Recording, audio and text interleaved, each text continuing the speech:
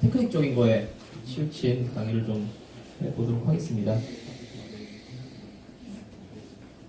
이런 사진이 혹시 친숙하신가요? 저에게는 상당히 친숙한 엑스레이인데요.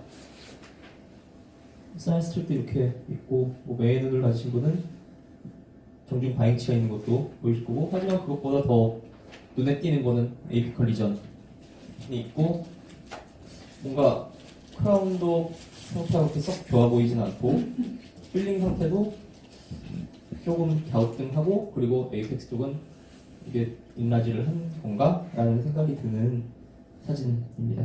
이 사진을 보시고 괜찮다라고 생각하시는 분은 아마 별로 안 계실 거예요. 괜찮다라고 생각하시면 조금 한 번 더 생각을 해보셔야 되고요. 대부분 다 괜찮지 않으실 거라고 생각을 하며 진행을 하면, 어찌 보면 지금 두 개의 치아를 크라운을 씌웠고 엔도를 해놨는데, 가운데 치아는 11번 치아는 건드리지 않았죠. 11번만 지금 멀쩡한 상태죠. 아마 이 치아들도 건드리지 않았으면 아무 문제가 없었을 텐데, 이아트로제닉하게 뭔가 치료한 치과 선생님이 문제를 일으켰다라고 생각을 하시면 되고, 물론 이 엔도를 한 게 엔도를 해서 크라운을 하신 건지 아니면 크라운을 하기 위해서 엔도를 하신 건지는 명확치 않지만, 환자에게 이 정도면 위해를 가한 거 아닌가라는 생각을 들게 하는 케이스입니다. 사실 거의 모든 스텝이 잘못됐죠. 처음에 액세스 오프닝 할 때도 아마 패스가 치아가 이런 식으로 있었을 텐데 메지알 쪽에서 들어가셨고, 그리고 쉐이핑을 에이펙스 쪽은 거의 인라지는 양을 봤을 때는 건드리지 않으셨던 것 같아요. 그리고 옵츄레이션도 아마 스프레더 길이 있는 걸 봐서는 싱글 코너로 이렇게 내신 건 아니지만, 실제로는 필링의 덴시티도 상당히 떨어지고요. 실러를 사용하신 건가 의심이 들만한 상황이고, 그리고 레스토레이션도 다 리키지가 있어서 캐리어스가 바로 생긴 총체적인 난국이라고 생각되는 케이스고, 실제로 이런 케이스를 리얼시티를 해서 보면 안에서 이렇게 오염이 심하게 된 GP가 나오고, 심한 경우 정말 심청 냄새가 나는 경우들도 있죠. 딱 오프닝에서 GP 제거하고 나면 환자가 찡그리죠. NaOC 냄새가 아니라 본인 치아에서 나는 냄새 때문에 찡그리는 경우들이 종종 있습니다. 그러면 그 선생님도 일부러 저렇게 하진 않으셨겠죠. 당연히 일부러 하진 않으셨을 거고, 조금 힘들다 아니면은 계속 얘기하는, 우리가 하는 근관치료가 어려운 거에 비해서 좀 적정한 습관을 갖지 못한다 라고 해서 조금 대충 하자라고 하셨을 수 있는데, 그래도 어쨌든 의료인이니까 조금은 더 양질의 치료를 더 쉽게 할 수 있는 방법이 있다라면은 해드리는 게 당연한 걸 거고, 그러기 위해서 이렇게 주말에 추운 데 나와 계신 거라고 생각이 듭니다. 우선 왜 어려운지, 왜 어렵게 느껴지는지에 대해서 좀 아셔야지 더 다음 이야기를 풀어가기가 쉬울 것 같고요. 기본적으로 아프죠. 기본적인 환자의 머릿속에 근관치료, 신경치료라고 얘기하는 근관치료는 아프죠.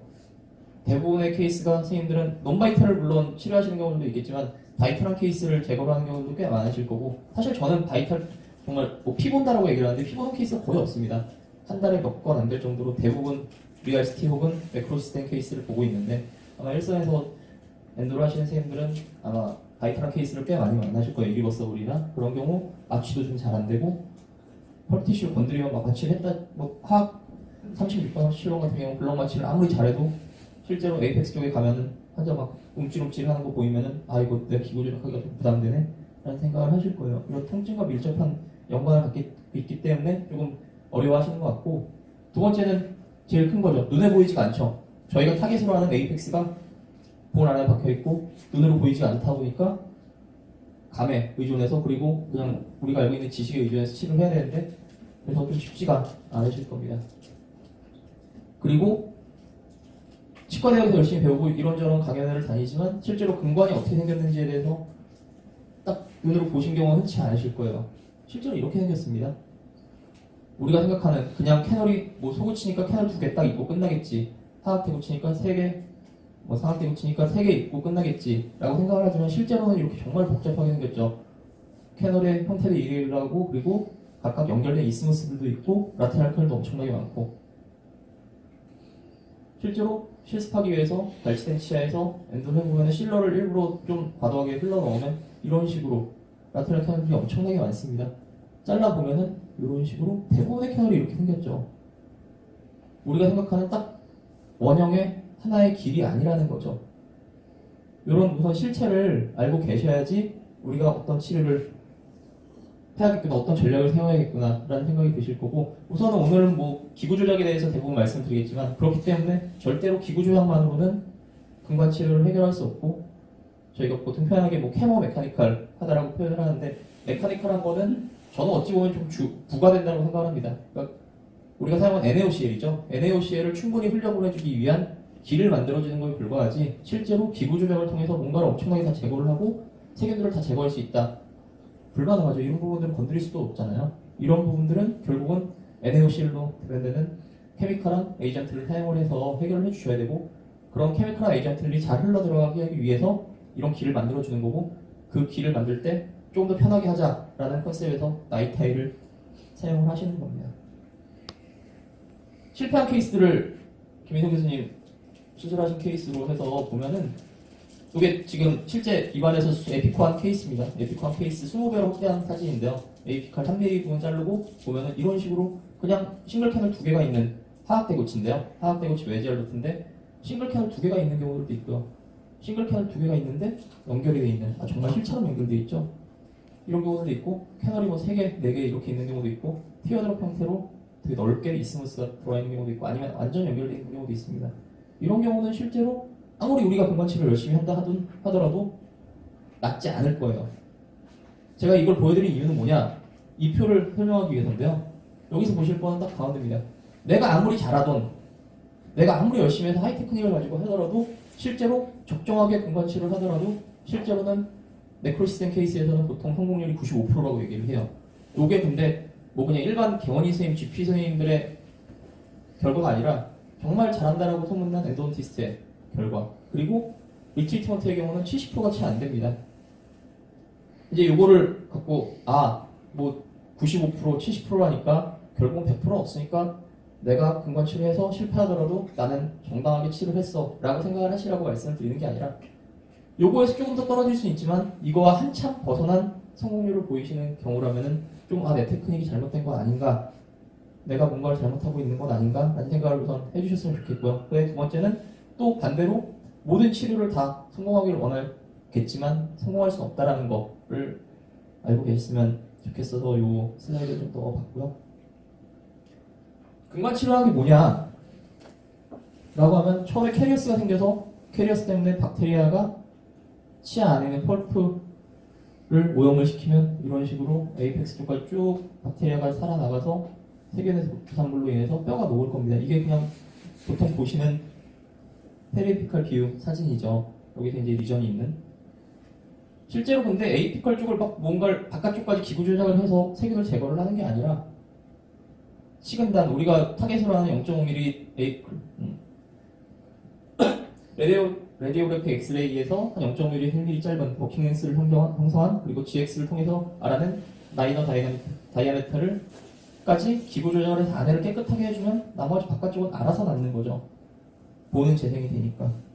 세균만 없애주면 알아서 나을 겁니다. 그리고 나서 다시 재감염이 되지 않도록 안을 불활성의 물질, 지금까지는 GP를 대부분 사용을 했죠. 시대에 따라서 조금씩 달라지겠지만 GP가 나온 다음부터는 거의 100여 년 가까이 GP를 사용을 해서 필링을 하고 코랄 부분 레스토레이션에서 다시 재감염을 막으면 낫습니다. 그냥 이게 근관 치료의 처음이자 끝이죠. 정말 그림으로만 보면 상당히 간단한데 실제로는 워낙 해박적으로 복잡하다 보니까 많이 어려워하시는데, 치아를 단면을 보면 이렇게 생겼습니다. 그래서 처음에 아까 말씀하신 액세스 오프닝을 해준 다음에 스트레이트 라인 액세스를 형성하기 위해서 서비컬 부분들을 삭제를 하죠. 그리고 나서 크라운 다운 테크닉을 통해서 에이펙스까지 내려갑니다. 물론 핸드 파일을 사용하시는 경우는 크라운 다운이 아니라 스텝백을 사용하시는 선생님들이 계실 거예요. 근데 아까 저희 교사에서 한 분 정도 빼고는 다 우선 나이타임을 사용하신다는 거 봐서는 뭐 나이타임 그냥 다 크라운 다운 프레퍼레이션 컨셉이라고 생각하시면 됩니다. 위에서부터 넓혀 나가는 거죠. 그리고 나서 마지막에 에이펙스 쪽을 잘 마무리를 해주시면은 근관 치료가 끝나는데, 아까 김인성 교수님이 이걸 말씀하실까 말까 하다가 고민하다가 안 하신다고 하셨는데, 저는 꼭 한번 말씀을 드려야 될 것 같아서 반드시 이 슬라이드를 넣었는데, 뭔가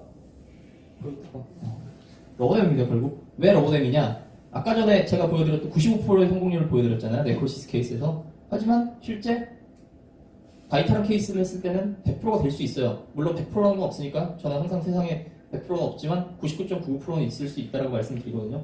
바이탈한 케이스에서는 러버댐만 잘 하시면 99.99%의 확률로 성공하실 거예요.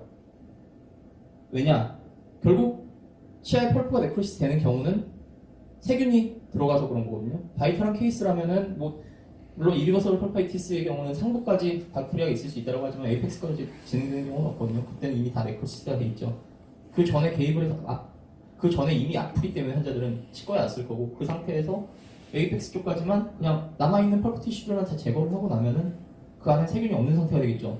그거에 대한 전제 조건은 당연히 러버댐을 하셨을 때 상처하는데 침 바른다고 얘기하지만 침에는 엄청나게 많은 세균이 있잖아요. 결국은 환자 침에 있는 세균을 집어넣는 거예요. 러버댐을 하지 않으면.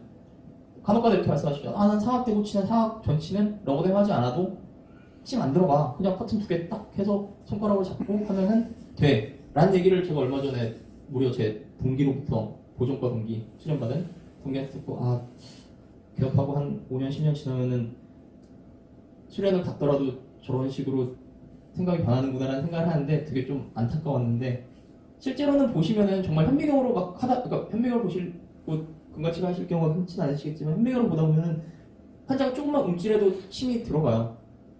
러버댐을 하더라도 막 올라와서 조금씩 들어가려고 하거든요. 그런 게 다 보이는데 러버댐을 하지 않으면은 절대로 상악이라 하더라도 상악 전치, 상악 24번 5번 이런 식의 경우에 아무리 잘하더라도 조금씩 플레이가 들어갈 수밖에 없습니다. 한 방울 들어가면 결국은 컨타미네이션 되는 거죠.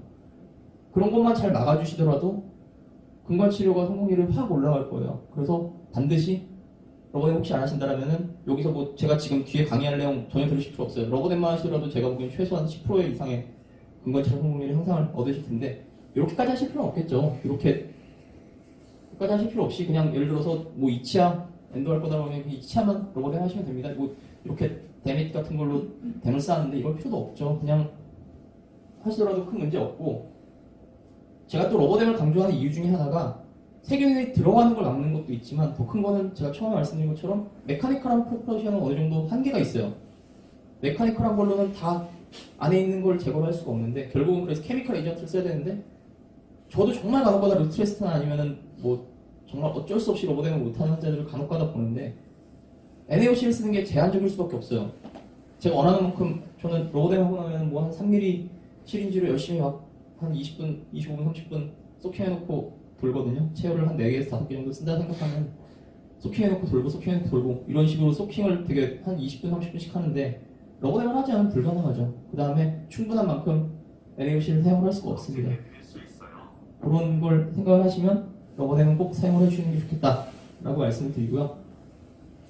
캐널레에 파일을 넣기 전에 근관 입구가 잘 정리돼야 된다. 이게 무슨 소리냐? 오프닝을 하신 다음에 그냥 이제 픽하고 오프닝이 됐으니까 파일을 넣어야지 생각하시는 경우가 있는데 그거는 정말 나중에 하실 일이고요. 파일을 처음부터 넣으시면 안 됩니다.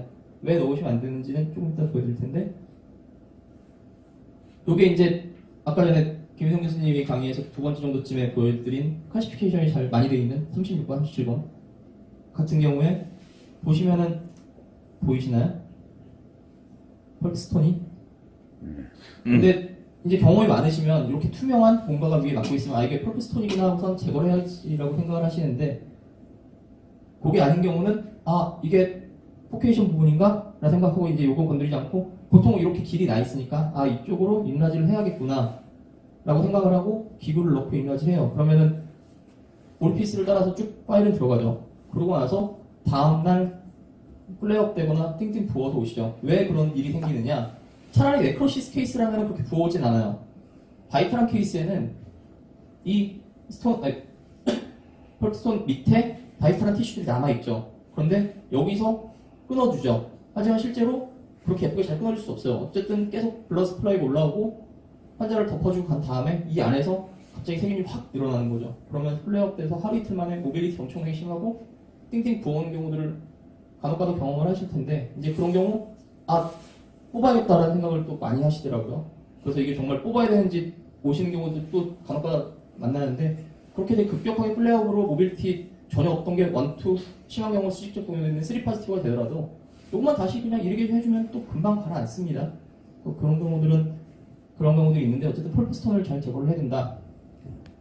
물론 이렇게 CPR 팁이 있으면 요거는 하나쯤은 혹시 안 가지고 계신 분들은 하나쯤 구비를 하고 계시면 좋은 게 안 부러져요. 그래서 거의 2번 뭐 CPR 2번 정도로 생각이 되는데 이렇게 좀 두꺼운 거는 잘 안 부러지는 데다가 되게 만능이거든요. 이렇게 폴프스톤을 제거할 때도 사용하기 편하고 오리피스 정리할 때도 사용하기 편하고 그 다음에 그냥 우리가 저희 사용하는 뭐 EMS 울트라소닉 핸드피스의 스케일러에 연결해서 쓰시면 되기 때문에 한 10만원 정도 하는 걸로 알고 있는데 10만원 전후 하는 걸로 알고 있는데 하나쯤 가지고 계시면은 계속 범용으로 사용을 하실 수 있을 겁니다. 이렇게 해서 치면은 똑 떨어져 나와요.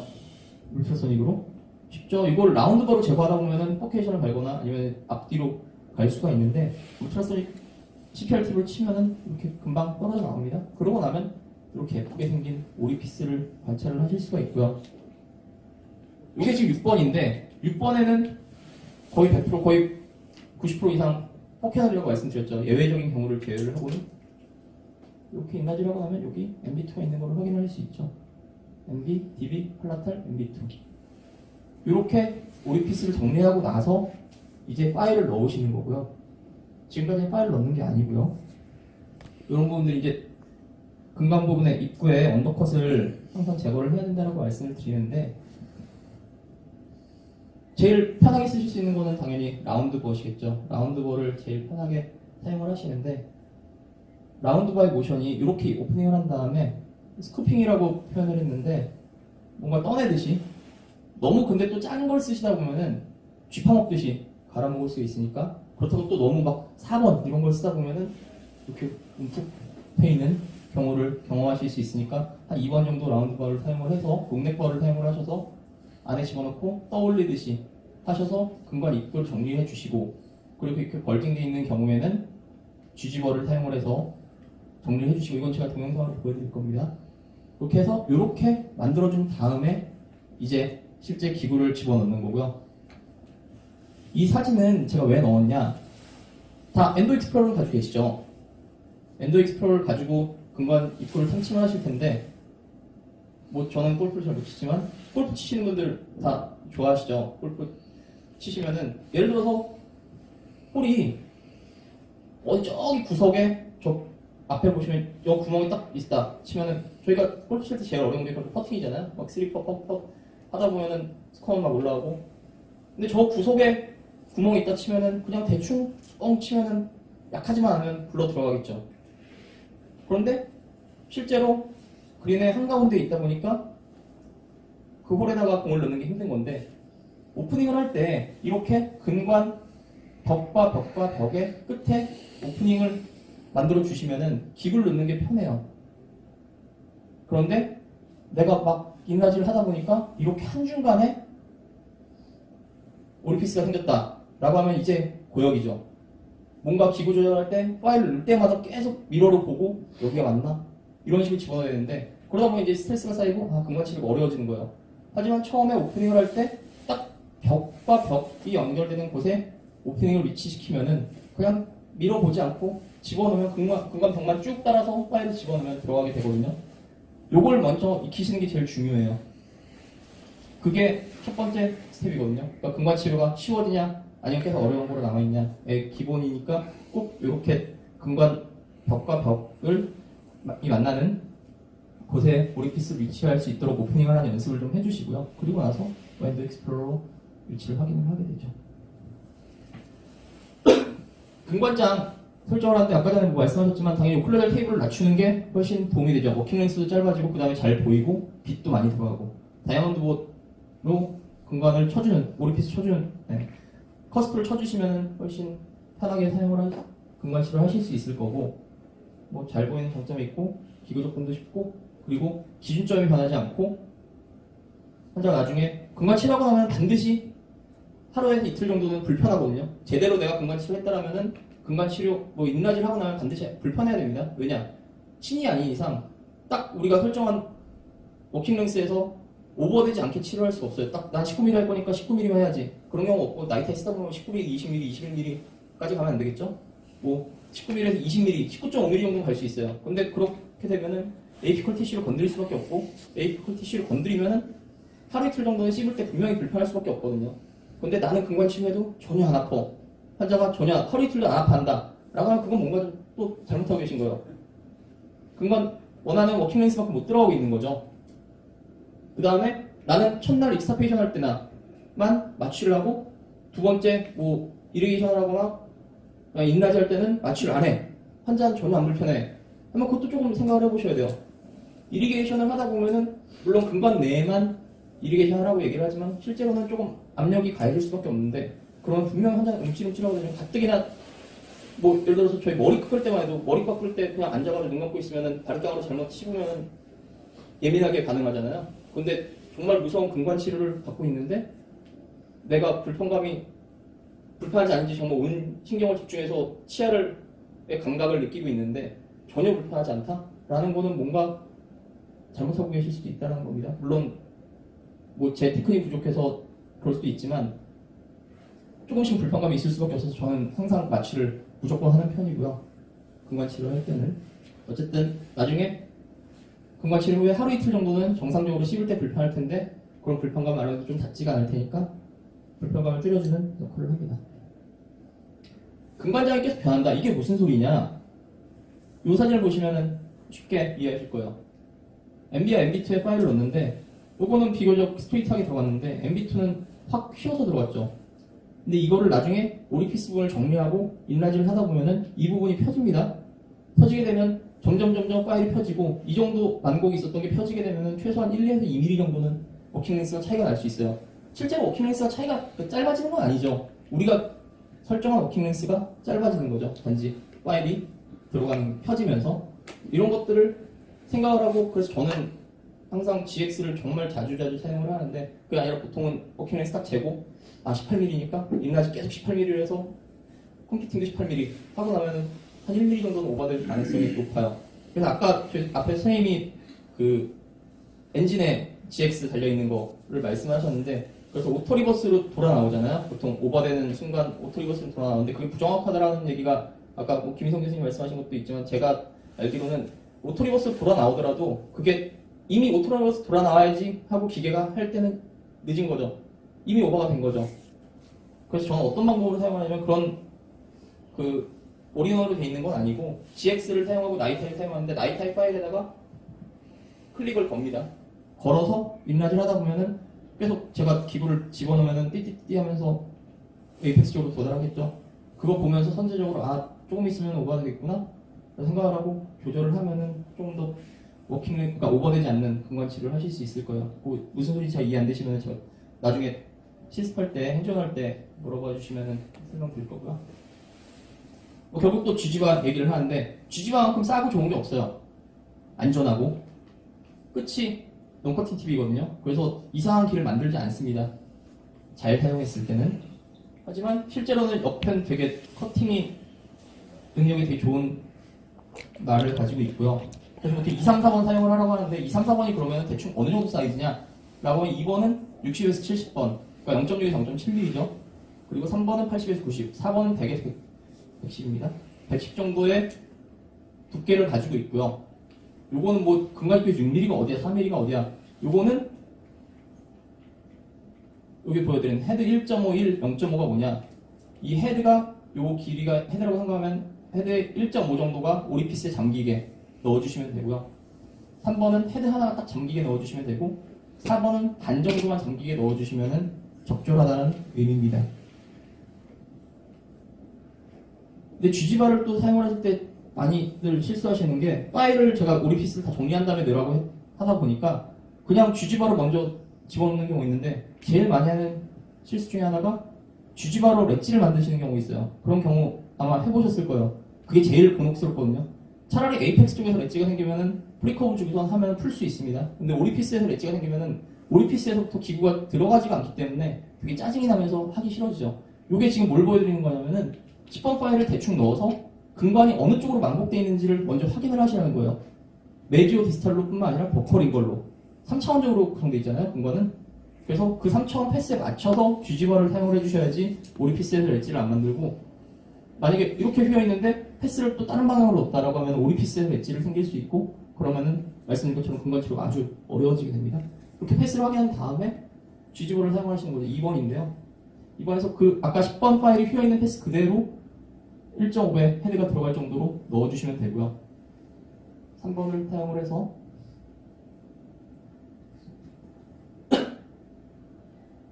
헤드 하나가 들어갈 정도로 오리피스에서 헤드 하나가 들어갈 정도로 일러지 해주시고 패스를 당연히 아까 전처럼 10번이 이렇게 휘어있는 것처럼 그 패스를 동일하게 맞춰서 3번을 사용해 주십니다.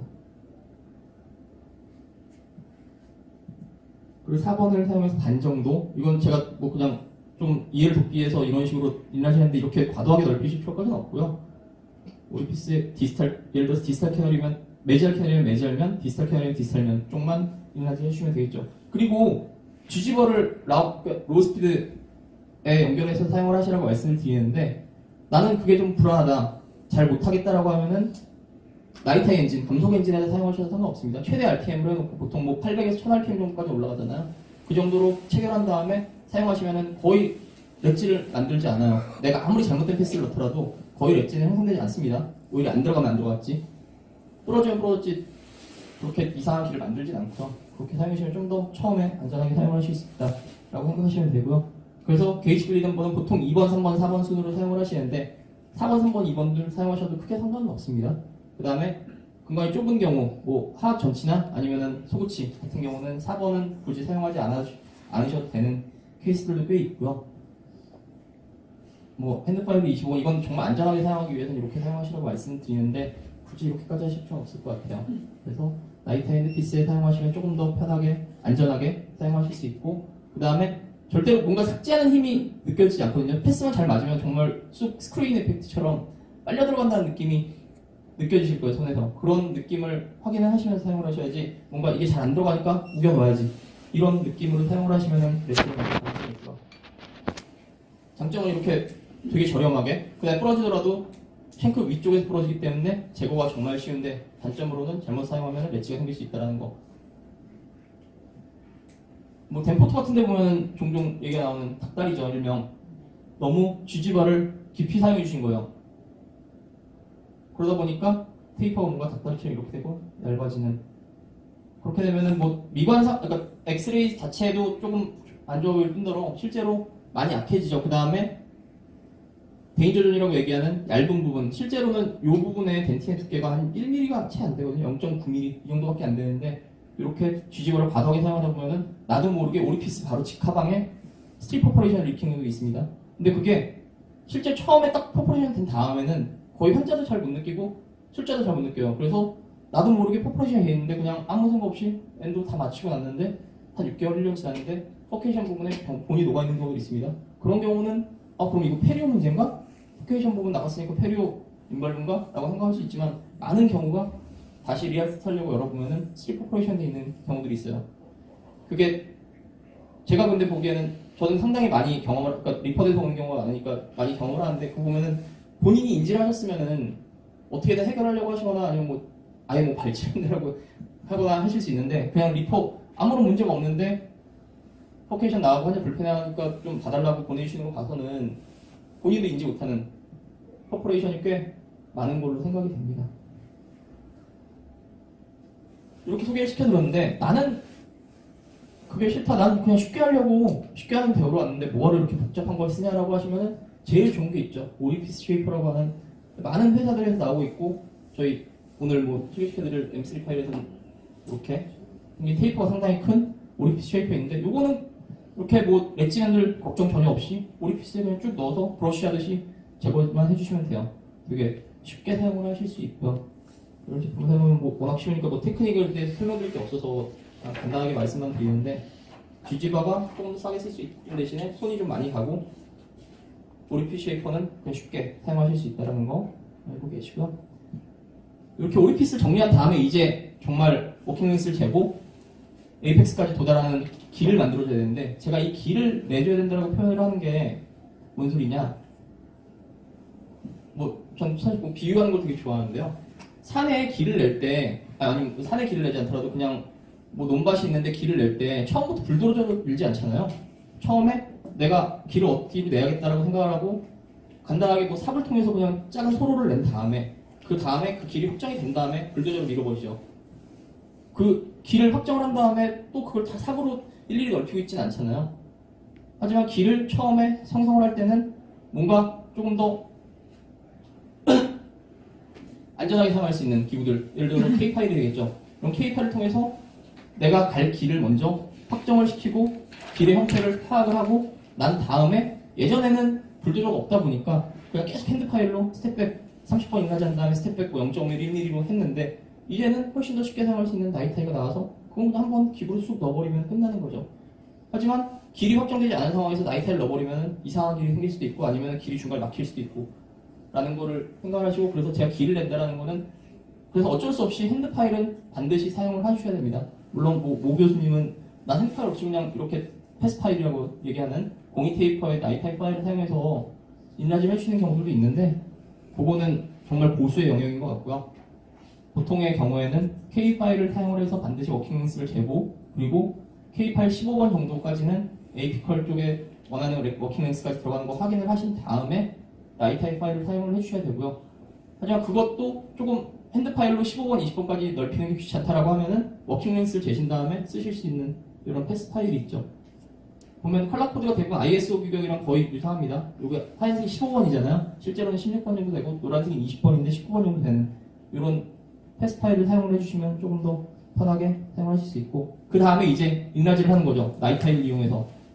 여기서 이제 좀 짚고 넘어가야 될 게 나이타이가 종류가 정말 엄청나게 많고 시중에 많은 파일들이 나와 있는데요. 안 보이시죠?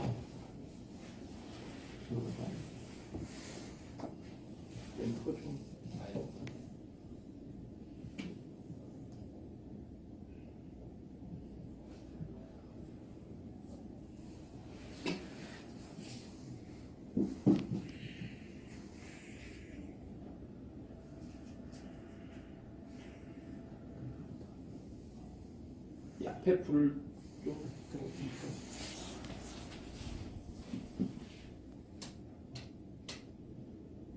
보이세요? 안 보이시죠? 일단 해보죠. 되네. 그렇군요. 우선 1세대로 얘기되는 프로파일이죠. 93년에 처음 출시됐으니까 20몇 년 벌써 됐습니다. 혹시 프로파일 사용하시는 선생님 계세요? 프로파일 사용하세요? 이렇게 제가 좀 이따 다시 말씀드리겠습니다. 꽤 오래됐어요. 저도 사실 학생들, 그러니까 저희 수련이들한테 처음 사용할 때 프로파일 사용하라고 강제합니다. 6개월 정도는 1년차들 너희는 딴 거 못 쓰고 프로파일만 써야, 저희 1년차 때는 핸드파일만 쓰게 하고요. 2년차 때 이제 처음 부품 꿈을 갖고 이제 나이타이를 사가면 너희는 6개월은 무조건 프로파일만 써라고 강제를 하는데 그건 그 이유는 또 좀 이따 말씀드릴 거고 1세대 제품이 이렇게 있습니다. 2세대 제품은 뭐냐? 프로테이퍼로 보통 대변되는 2001년 정도에 나온 얘는 완전히 테이퍼가 딱 공립 테이퍼 아니면 공사 테이퍼로 정해져 있었어요. 띠가 하나면 공사 테이퍼고 띠가 두 개면 공립 테이퍼 이런 식으로 정해져 있는데 얘는 테이퍼가 가변형입니다. 뭐 이 부분에서는 뭐 공립일 수 있고 여기 부분에서 공사일 수 있고 이런 식으로 생긴 프로테이퍼라는 제품이 나왔고요. 그 다음에 최근에 2010년도 정도부터 나온 웨이브원으로 대변되는 조금 더 아금 기술이라고 얘기하죠. 메탈을 조련하는 기술, 재련하는 기술이 발전하면서 생긴 좀 더 플렉서빌리티 좋아지고 잘 안 부러지는 파일들이 웨이브원이라는 제품들이 나오게 됐는데 제가 보면은 다 덴치플라이 제품만 써놨죠. 덴치플라이 제품만 써놓은 건 뭐 제가 덴치플라이를 좋아해서 그런 건 아니고요. 어쨌든 나이타이 쪽을 선도해 나가는 업체여서 업체이기도 하고 한국의 많은 포션을 차지하고 있어서 우선은 이해가 쉽도록 말씀을 드린 거고 각각의 1, 2, 3세대가 그러면은 어떤 차이가 있느냐 여기서 말한 트레디셔널이 1, 2세대입니다. 1, 2세대는 트레디셔널이고 3세대 요 정말 혁신적인 기술을 가지고 만든 파일이 또 두 가지로 나뉘어요. MIO라는 기술이 있고 CMIO라는 기술이 있는데 뭐 이걸 자세하게 아실 필요는 없을 것 같고 그냥 얘가 조금 더 나중에 나온 기술이고 얘보다 얘가 좀 더 나중에 나온 기술이다 정도로 생각하시면 되고 뭐 이렇게 일률적으로 말씀드리기 좀 어려울 수 있지만 그냥 대략적으로 봤을 때 플렉시빌리티는 트레디셔널이 제일 떨어져요. MIO가 그 다음이고요. CMIO가 그 다음입니다. 그래서 CMIO 같은 경우는 정말 부드러워서 그냥 휘면은 거의 90도 이렇게 90도 180도 가까이 원형처럼 휘거든요. 트레디셔널은 그런 일 절대 없죠. 근데 부드러우면은 아무래도 깎는 능력이 떨어진다고 생각하시면 되고 그래서 제일 잘 깎이는 거는 뭐 프로테이퍼 같은 프로파일은 좀 잘 깎이지 않지만 프로테이퍼 같은 트레디셔널한 파일이 상당히 잘 깎이고요. 이 뒤 밑으로 갈수록 조금씩 절삭 능력은 떨어집니다. 사이클릭 퍼티기는 뭐냐? 휘어 있는 상태에서 돌리다 보면 부러져요. 그 부러지는 게 얼마나 잘 안 부러지냐, 얼마나 잘 휘냐의 얘기인데 트레디셔널이 아무래도 제일 잘 부러지고요. 점점 갈수록 레지던스는 좋아집니다. 그러면 여기서 뭘 고르시겠어요? 가운데 거요. 보통 가운데 거 고르면 무난하죠. 실제로 그렇습니다. 실제로 정말 엄청난 전문가가 아닌 이상 그 차이를 느끼시기 뭐 쉽진 않지만 어쨌든 그냥 가운데 거 무난한 거 쓰시면 웬만하면 돼요. 에다가 제가 왜 아까 전에 프로파일 쓰시는 분들 여쭤봤냐면은 요게 무슨 그림일까요? 왜 트레디셔널 라이트 앱 이제 놔줘야 될지. 혹시 운전하실 때 스틱으로 운전하시는 분 계신가요? 뭐 엄청난 스포츠 매니아셔서 스포츠카를 보시는 거 아닌 경우는 대부분 오토 쓰시죠. 근데 제가 어렸을 때 80몇 년도쯤에 아버지가 스틱을 운전하시면서 그때 이제 막 모터가 90년대 모터가 차가 막 나오고 있었는데 저희 아버님이 여의도로 출퇴근을 하셨는데 그 밀리는 길을 가시면서도 스틱이 최고지라고 하시면서 운전하셨어요. 오토 기술이 나왔지만 그게 뭔 소용이야 이렇게 말씀하셨거든요. 근데 그 다음에 오토차를 그때 제 기억에 소나타였나?를 사셨는데 그 다음부터는 왜 이거 발 아프게 스틱을 하셨는지 모르겠다고 말씀하시는데 지금 스틱차를 몰고 계신 거예요. 오토가 이렇게 나왔는데 왜 그걸 말씀드리냐면은 이 그림으로 뭘 말씀드리는 거냐면은 나이타이가 트레디셔널한 파일 아까 전에 휘는 성질이 약하다고 했잖아요. 그러니까 휘는데 휘었을 때 부러지는데 저항하는 능력이 떨어진다고 말씀드렸는데 혹시 나이타이 파일을 오리피스에 넣으려고 넣는데 미러를 보지 않고 그냥 쑥 넣는데 근관 오리피스가 아닌 포케이션 부분을 딱 찍어서 휘청하는 느낌 받아보신 적 있으시죠? 있으신가요? 저는 간혹가다 느끼는데 구멍에 딱 넣으면은 당연히 쭉 들어갈 텐데 뭔가 벽을 찍으면은 이렇게 휘청하는 느낌이 한번 듭니다. 트레디셔널한 경우는 그렇게 한번 휘청하면 버려야 돼요. 휘청하는 느낌이 있었는데 그냥 뭐 괜찮게 차고 쓰면은 분명 부러져요. 반드시 부러집니다. 퍼티그가 확 한번 스트레스가 그 점에 한번 휘청하면서 꺾인 부분에 집중되거든요. 그러고 나면은 반드시 부러지는데 트레디셔널한 경우는 매우 치명적이어서 반드시 이게 뭐 근데 뭐 바로 다음에 부러질지 아니면 뭐 한두 번 더 쓴 다음에 부러질지 모르지만 부러지는데 MI어나 CMI어 경우는 이렇게 한번 휘청하더라도 저항 능력이 꽤 높기 때문에 우리가 통상적으로 얘기하는 뭐 7번, 10번 물론 부러질 때까지 쓰시는 선생님은 부러질 때까지 부러질 때 부러지겠지만 실제 사용하는 뭐 보통 얘기하는 많이 쓰시면 12번 정도 쓰시는 거 알고 있고 저 같은 경우는 7번 정도 사용을 하는데 7번에서 10번 정도 좀 어그레시브한 경우를 많이 겪기 때문에 저는 7번에서 10번 정도 통상적으로 사용할 때 이렇게 한번 처음에 휘청하더라도 부러지는 경우는 흔치는 않아요.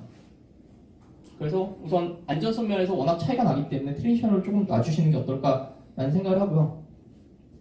그러면 이제 부러지는 게 많이 스트레스잖아요. 보통 뭐 분리됐다라고 고상하게 표현을 하자고 하는데 부러지는 거죠. 부러지는 건 어느 경우에 부러지냐면은 뭔가 너무 많이 써서 그 다음에 좁은 공간에 꽉 박혀서 계속 위에서 돌리는데 아래는 잡고 있어서 근관 벽이 잡고 있고 위에는 계속 돌려서 풀어지다 보면은 이렇게 소성 변형이 일어나면서 부러지는 경우가 있고요.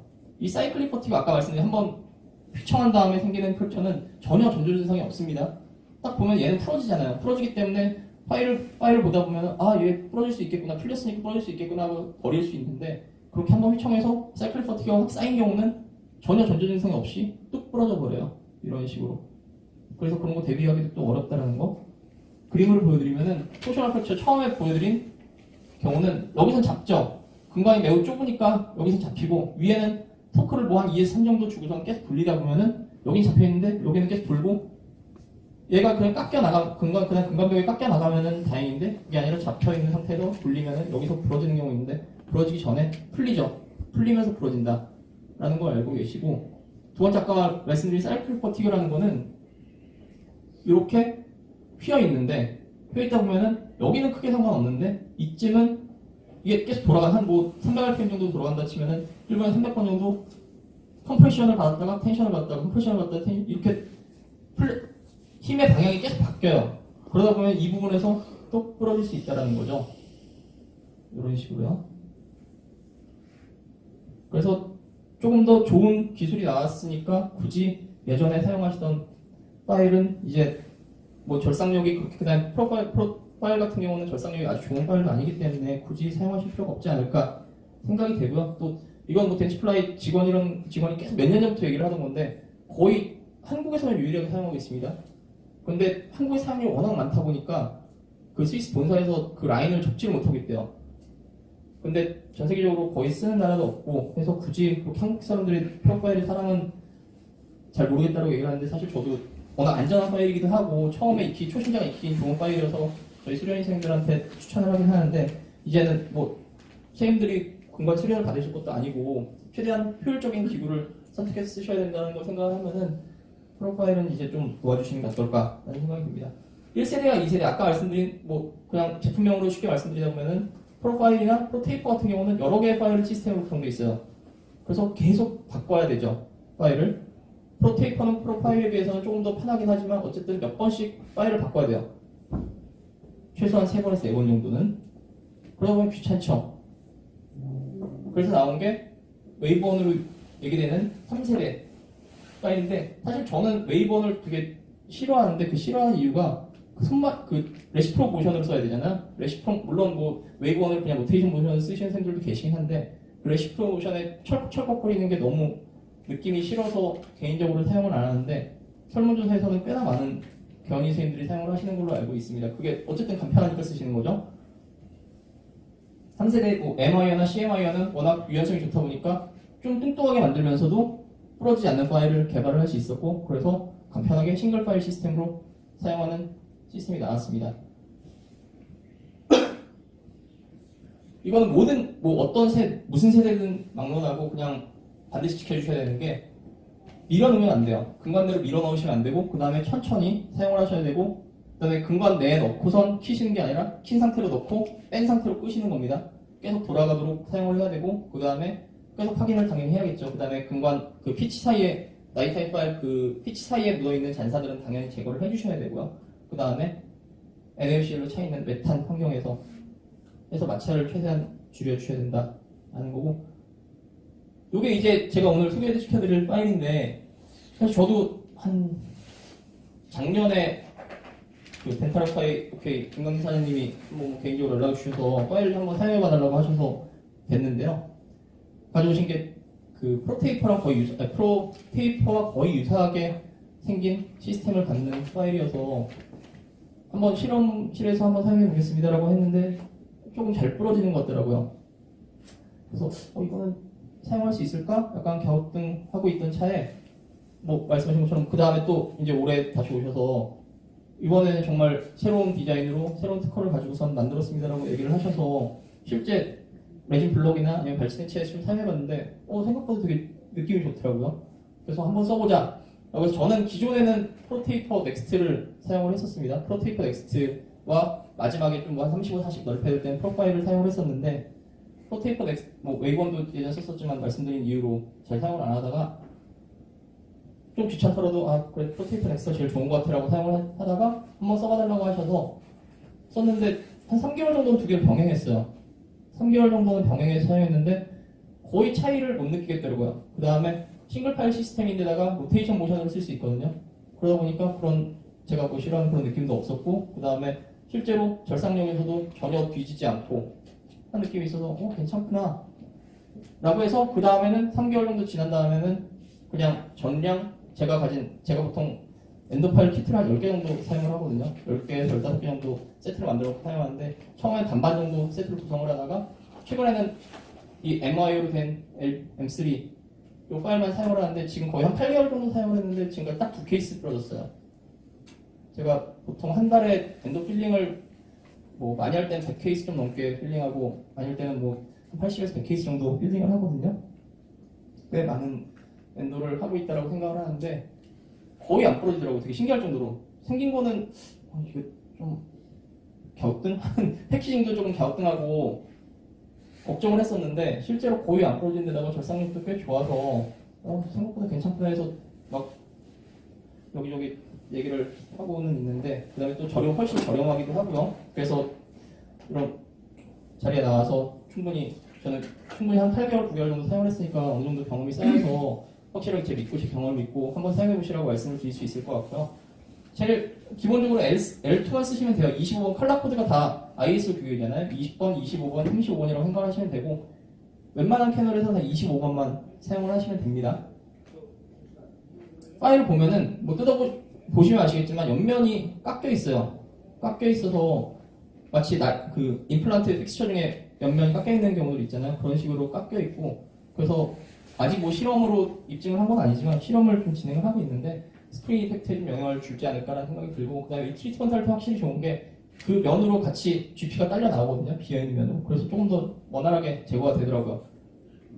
그런데다가 또 하나 뭐냐 제가 거의 근데 부러진 게 최근 일이거든요. 두 개가 연달아서 부러지긴 했는데 그 다음에 이제 부러지면 당연히 스트레스죠. 그거를 어떻게 제거를 할 거냐 아니면 바이패스를 할 거냐 되게 스트레스였는데 너무나 쉽게 해결을 했습니다. 바이패스가 잘 되더라고요. 왜냐 이 단면이 깎여 있다 보니까 그 옆으로 공간이 있어서 바이패스가 쉽게 되더라고요. 그래서 이것도 장점이 될 수 있겠구나. 제가 부러지는 거 경험을 하긴 했지만 장점이 아닐까라는 생각을 합니다. 그럼 이 파일을 어떻게 사용을 해야 되냐? 그냥 싱글 파일 시스템이라고 생각하고 쓰시면 되고요. 그러니까 그냥 캐널을 우선은 처음 말씀드린 15번 파일 정도나 아니면 패스 파일을 이용을 해서 길을 만들어 놓으시고요. 통상적인 상하악 소구치 그리고 상하악 대구치의 MB나 DB 그리고 하악 대구치의 MB나 ML 즉 조금 좁다라고 생각되는 캐널들은 L2 25죠. 빨간색을 선택을 하시고요. 그 다음에 조금 넓다 상하악 대구치나 아니면 하악 대구치에 물론 그거보다 더 큰 경우는 뭐 다른 파일들을 쓰셔야겠지만 그런 경우는 통상적으로는 35번 정도로 선택을 하시면 됩니다. 이것도 근데 사실 저는 예전에 한 10년 정도 전에 제가 엔도를 할 때는 35, 40으로 했었습니다. 근데 거의 0.1mm 정도 줄었죠. 그 이유는 그러니까 최근에 엔도의 경향이 미니멀 인베이시브인 것도 있고요. 그 다음에 계속 경험을 하다 보니까 뻗치는 경우가 너무 많고 스트리퍼레이션 제가 막 정말 열심히 해서 엔도를 하는데 한 5년쯤 지나니까 뻗쳐돼서 오거나 아니면 다른 문제가 생겨서 오거나 이런 경우들도 있고 이리게이션 테크닉이 워낙 좋아졌죠. 최근에 그 이리게이션 테크닉이 좋아졌다는 게 니들이 뭐 그냥 매뉴얼한 게 좋아졌다라기보다는 뭐 패시브 울트라소닉 이리게이션 이런 식으로 이리게이션을 도와줄 수 있는 기구들이 워낙 많이 나왔기 때문에 인라지 양을 좀 줄이더라도 예전과 비슷한 넓혔을 때와 비슷한 정도의 충분한 케미컬한 이리게이션을 얻을 수 있다고 생각해서 더더욱이 예전보다 조금 더 좁은 근관을 좁게 근관을 상용해도 되지 않을까 라는 생각을 하고 실제로는 거의 몇 년, 한 2, 3년 정도 전부터는 이 정도 사이즈로 저는 인라지를 하고 있고요. 제조사에서는 뭐 305rpm 정도의 2.0 토크를 얘기를 하는데 제가 생각에는 저는 500rpm으로 사용을 합니다. 하지만 처음 쓰실 때는 500rpm은 너무 빨라서 이 느낌을 잘 얻기가 어려우셔서 한 350rpm 정도로 처음에는 사용을 하시는 게 어떨까. 좀 경험이 쌓여서 이 파일 특성에 대해서 알고 손맛을 알았을 때는 한 500rpm 사용하셔도 전혀 무방할 것 같고요. 토크를 높여서 사용하시라고 하는 거는 이게 아마 제조사에서 되게 조금 보수적으로 부러지지 않게 하기 위해서 2.0을 말씀을 하시는 것 같은데 저는 3.0으로 계속 사용하고 그 다음에 실제로 실험을 해봐도 3.0 해서 전혀 문제없이 쓰실 수 있습니다. 그러니까 2.0으로 하면 오히려 좀 토크가 약하다 보니까 돌아 나오는 거를 많이 경험하실 거예요. 근데 3.0 정도는 놓고 쓰셔도 전혀 문제가 없다라는 거 생각하시고요. 그 다음에 마지막에 핸드 파일을 확인할 때는 뭐 이거는 제 그냥 취향인 건데 25번으로 인라지를 하더라도 이게 딱 돌아갈 때 정확하게 센터에 맞춰서 돌아가는 게 아니기 때문에 약간 바람개비처럼 돌아가기 때문에 25번으로 인라지를 하더라도 실제 컴퓨팅에 보면 30번 정도로 인라지 되는 경우가 많거든요. 근데 그거는 사람마다 워낙 테크닉이 다르다 보니까 저는 이렇게 25번으로 인라지를 한 다음에 30번으로 핸드 파일을 확인을 해보면 딱 턱백도 있고 문제가 없는데 선생님들에 따라서는 뭐 35가 맞을 수도 있고 아니면 25가 정확하게 저스트하게 맞을 수도 있습니다. 근데 통상적으로는 25를 인라지를 하면 30번 정도가 대충 맞고요. 35를 인라지를 하면 40번 정도가 맞는다라고 생각을 하시면 됩니다.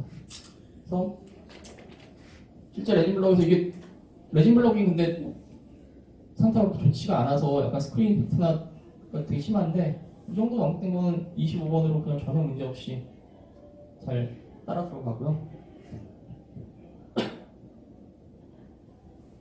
여기 일부러 제일 가혹한 조건을 만들기 위해서 전혀 피치 사이에 제거도 안 하고 이리건트도 안 넣고 한 거거든요. 이 정도에서도 전혀 문제없이 인라지를 바랍니다. 35번도 마찬가지고요.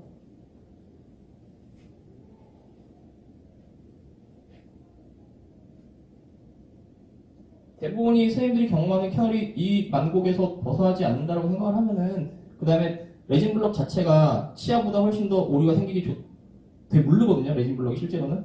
그래서 실제 길을 따라가지 못하고 오류가 많이 생기는 걸 감안을 하면은 전혀 문제없이 사용을 하실 수 있다는 걸 아실 수 있을 거고요. 그거는 이제 펜션 때 한번 해보실 거고. 필링인데 필링을 왜 하는지 우선 아셔야겠죠. 필링을 하는 거는 내가 아무리 열심히 인라지하고 케미컬하게 이리게이션을 하더라도 근간 내에 있는 박테리아를 다 제거할 수 없습니다. 불가능합니다. 왜냐? 아까 전에 보여드렸던 것처럼 워낙 복잡하게 생겼기 때문에 그 안에 남아있을 수밖에 없는데 그 남아있는 애들이 다시 나와서 바깥으로 이 에이펙스를 통해서 바깥으로 나가는 걸 방지하기 위해서 필링을 하는 게 하나고요. 두 번째는 입안에 침이 있잖아요. 침에 있는 박테리아가 다시 들어가서 근간이 재감되는 것을 막기 위해서 필링하는 게 또 하나입니다. 이 두 가지 목표를 가지고 필링을 하는 건데 당연히 뭐 저희의 목표는 이렇게 나름의 이상적인 에이펙스까지 도달하고 그 다음에 보이드가 없고 만곡 형태는 어느 정도 따라하고 그 다음에 이게 내고가 됐는지 안 됐는지 알기 위해서 퍼프가 살짝 생긴 심하지 않은 정도의 필링을 보면 아 이 정도면은 괜찮은 필링이구나 생각을 하지만 실제로는 이렇죠. 대부분의 경우 이렇게 항상 짧죠. 뭔가 짧죠. 그리고 인라지를 열심히 했음에도 불구하고 가냘픈 캐널 필링 그리고 사인 스트레이트도 생겨서 혹시 엣지를 요구하는 필링이 되는데 그럼 이거를 아예 안 보는 게 어떻겠냐라고 하지만 그 IF 칠 때나 아니면 필링 같은 사진이 반드시 필요한 게 근간 적정성 평가 공문 얘기 들으셨죠?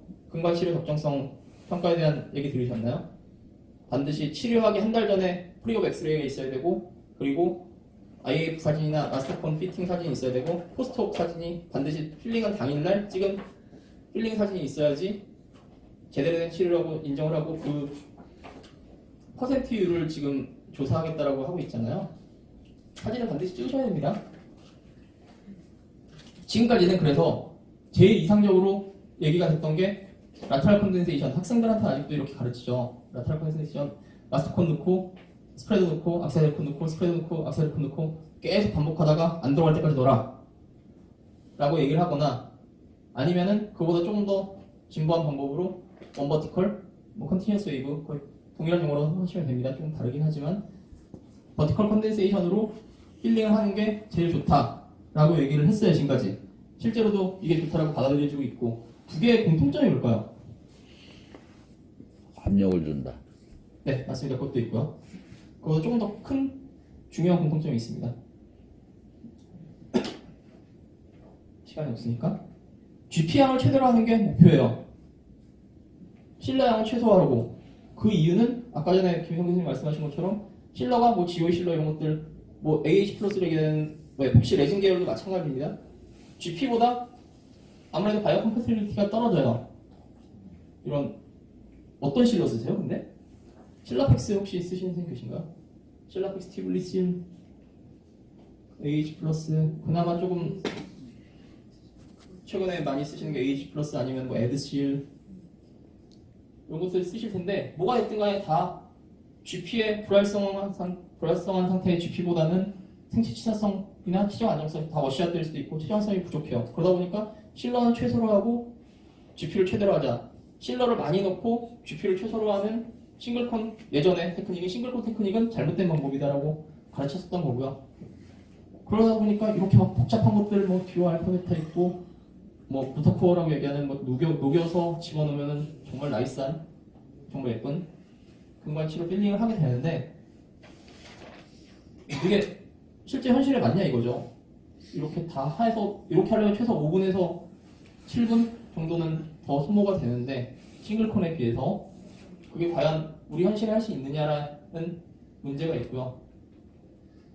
뭐 컨티뉴어스 웨이브를 지금의 골든 스탠다드라고 얘기되는 컨티뉴어스 웨이브를 보여드리면은 이렇게 마스터콘을 넣고 자르죠.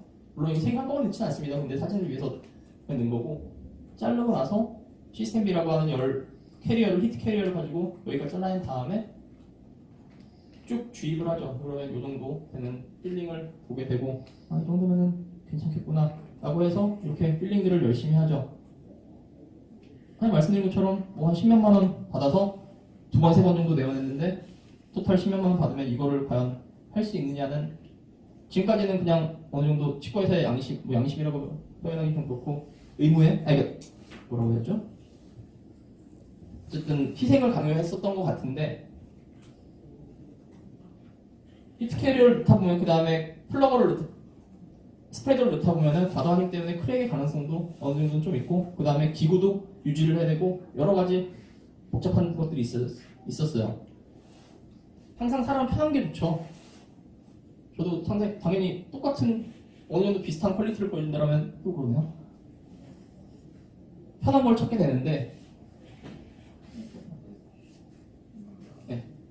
요게 싱글콘이죠. 그냥 얇은 콘을 집어넣어서 캐널을 대충 메우는, 이건 예전에 얘기하는 원콘 테크닉인데 이건 안 된다는 거죠. 아무리 편한 걸 찾더라도 이거는 리키지가 분명히 예상되고 또 다른 문제를 야기할 게 분명히 예상되기 때문에 클리니컬리 억셉터블하지 않고, 그러다 보니까 아무리 편한 걸 찾더라도 이건 안 된다는 겁니다. 안 되지만 실제로 기술이 계속 발전해요. MTA로 대변되는 참 좋은 재료들이 등장을 했고, 그래서 또 생각한 게, 그러면은 MTA를 가지고 필링하는 게 어떻겠냐라고 해서 뭐 오소 MTA 한창, 뭐 지금도 그렇지만 한창 이슈가 됐었고 많이들 사용을 하시는 걸로 알고 있는데, 뭐 오소 MTA를 개인적으로 저는 잘못된 방법이라고, 물론 정말 계속 기술 발전하다 보면은 바뀔 수도 있어요. 몇 년 후에 뭐 이 시계 시대라고 표현을 하시는데, 그게 정말 더 좋은 테크닉으로 인정받은 날이 올지도 모르겠지만, 아직까지 현재 저나 아니면 근관치료학회 입장은 이런 경우에만 사용을 하시라고 말씀을 드리고요. 왜 그러면 충전재로 추천하지 않느냐? MTA를 사용해보시면 아실 거예요. 되게 핸들링하기가 어려워요. 어려운 데다가 그 다음에 결국은 필링을 잘해야지 낫는 게 아니라 인나즈와 이리게이션을 잘해서 그 안에 있는 세균의 양을 최대한 줄여주는 게 근관치료의 성패를 좌우하는데, 마치 MTA로만 필링하면은 다 나올 것처럼 얘기를 하거든요. 실제로 그렇지 않죠. 그러면 오히려 제거 안 되는 MTA를 박아놓으면은, 저는 이제 요즘 들어 점점 많이 생기는데, MTA를 필링해 놓으면은 그 제거도 안 되니까 어떻게 할 수가 없어요. 그냥 무조건 수술로 가야 되거든요. 이제 난감하죠. 환자들은 항상 얘기하죠. 진짜 좋은 재료로 마무리해준다고 해서 했다고 이제 얘기를 하면, 제가 본 것도 아닌데 그대로 뭘 할 수가 없는데, 이런 등등의 문제들이 있습니다. 그래서 MTA로 근간 자체를 다 필링을 하는 거는 추천하지 않고요.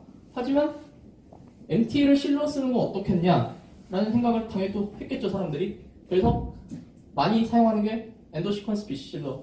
얼마 전에 그 미국의 뭐 수련 한 명이 교환으로 와서 저랑 얘기를 할 기회가 있었는데 거의 완전 넘어갔다고 하더라고요. 뭐 싱글콘으로 다 필링하고 엔도시퀀스 비실러로 다 필링을 한다고 얘기를 하는데, 되게 고가예요. 이 실러 자체가 되게 고가인데 한국에서는 사용할 수 없겠죠, 당연히. 그래서 이런 재료들이 있고, 그러면 국산 제품은 없느냐라고 하면은, 아마 아까 말씀하신 거 봐서는 이제 사용하시는 선생님들도 계신 것 같은데, 크게 두 개로 대표되는 멜루트, 베리콤사의 멜루트가 있고 마르치사의 엔도실이 있습니다. 전 처음에는 이 엔도실을 썼었는데요. 최근에 멜루트 사용하는데, 그거는 저희 랩에서 같이 김성 교수님이랑 하다 보면은, 실험을 하다 보면 멜루트가 조금 더 바이오 컴피터리티가 좋은 것도 있고, 그 다음에 또 큰 거 중에 하나가, 저는 사실 크게 상관없는데 2mm 포장이 2g 포장이 3g 포장이에요. 이게 개원이 선생님들한테 꽤 크게 다가오는 게, 저희 동기들, 그 엔도 전공한 동기들도 이 3g짜리 다 쓸 게 문제없이, 그 경화되기 전에 한번 패키지를 뜯으면 보통 한 보름 정도 쓰면은 물성이 변하면서 경화가 된다라고 얘기를 하는데, 다 쓸 때까지 엔도 필링을 그렇게 많이 안 하는 거죠. 근데 그런 면에서는 2g짜리가 3g보다는 좀 더 유리한 점이 있겠죠. 그래서 저는 보통은 그런 두 가지 측면에서 실제로 바이오 컴피터리티도 좋고 포장도 소포장으로 되어 있어서 멜루트를 보통은 추천을 하는 편이고요. 뭐 이거는 넘어가도록 하겠습니다. 그래서 그럼 실제로 싱글콘을 했을 때 보이드가 없이 잘 들어가느냐를 실험을 해봐야겠죠. 그래서 작년에 실험을 해서 퍼블리시했는데, 요게 싱글콘입니다. 그리고 요게 컨티뉴어스 웨이브로 한 거예요.